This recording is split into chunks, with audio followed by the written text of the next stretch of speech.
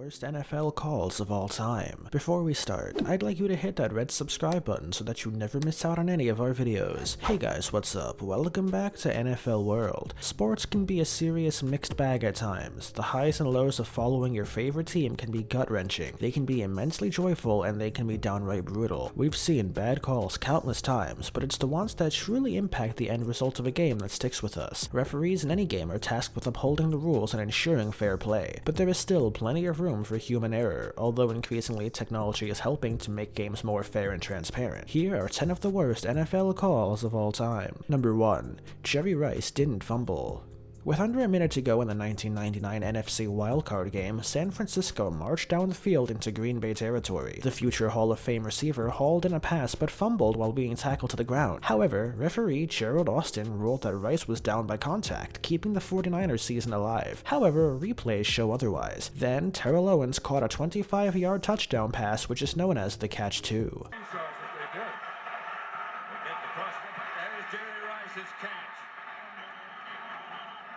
Number 2. The Bert Emanuel Rule. In the 1999 NFC Championship game, Tampa Bay was looking at a go-ahead score. Quarterback Sean King hooked up with wide receiver Bert Emanuel for a diving catch deep into the Rams' end zone. Even though Emanuel clearly had both hands under the ball when he rolled over it, officials said the ball's nose touched the ground and ruled it as an incomplete pass. In the aftermath, debates about that play resulted in a rule change that clarified what was considered a valid reception.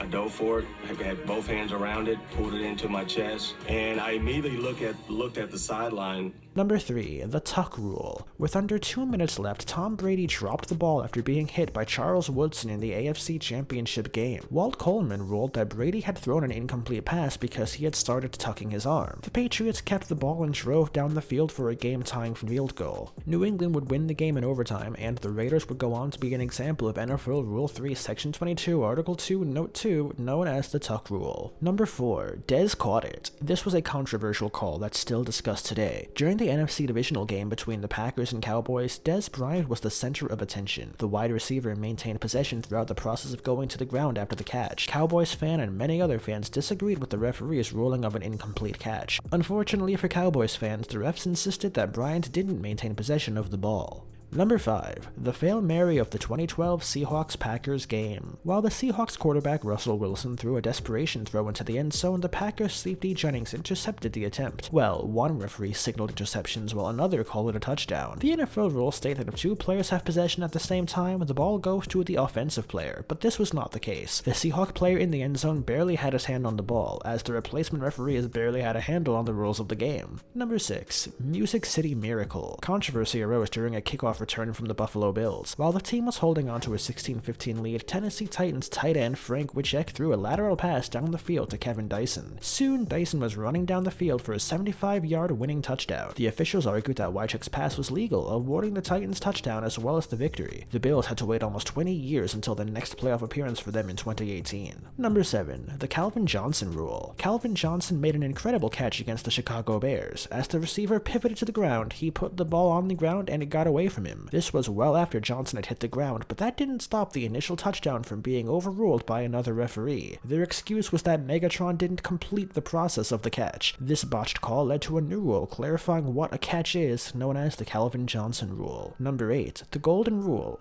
This is different than the plays we've been talking about, the Dez Bryant play. The Detroit Lions went from an apparent game-winning touchdown by Golden Tate to call a reversal that handed them a loss. With 12 seconds left, Tate looked to have scored a touchdown that would have lifted the Lions to a 32-30 win over the Falcons. There were 8 seconds left after the apparent touchdown. After further review, the ref said that he was a half-yard short. With the 10-second time run off, the game was over and the Lions ended up losing 30-26. Number 9. Ruined the Chiefs' playoff chances, then retired. Referee Jeff Triplett hadn't worked an NFL playoff game in 3 seasons, and it's easy to see why. He was abysmal when he got the call to the Chiefs-Titans matchup in the 2018 wildcard game. Thanks to Triplett's premature whistleblowing on 2 plays that should have been ruled sacks, this game had been dubbed the forward progress game. Instead of ruling them fumbles, Triplett ruled Marcus Mariota down because his forward progress was stopped. Triplett retired the next day. This brings us to the end of our video. I hope you enjoyed it. Hit like if you did, and don't forget to subscribe to our channel so that you can stay up to date on all of our future videos. Also, watch the 2 videos that are currently on your screen, because I'm sure you'll love them. With that, I'll see you in the next video.